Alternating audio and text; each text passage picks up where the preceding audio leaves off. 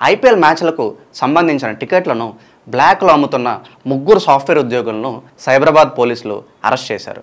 వారి వద్ద నుంచి Sunrisers Hyderabad versus Royal Challenge Bengaluru మ్యాచ్కు సంబంధించిన 15 టికెట్లను స్వాధీనం చేసుకున్నారు. కొండాపూర్ ప్రాంతంలో ఐపీఎల్ టికెట్లను బ్లాక్లో విక్రయిస్తున్నట్లు పక్కా సమాచారంతో అక్కడికి చేరుకున్న సైబరాబాద్ పోలీసులు 3 యువకులు మధుబాబు, మాథ్యూ రాడ్రిక్స్, నిజంటన్ను అదుపులోకి తీసుకున్నారు.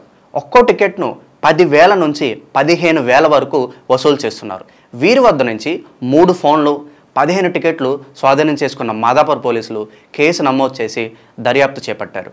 ఇదిలా ఉంటే మే 8న ఉప్పల్ స్టేడియంలో జరగనున్న మ్యాచ్ టికెట్లు బుకింగ్ పేటీఎంలో ఓపెన్ అయ్యాయి.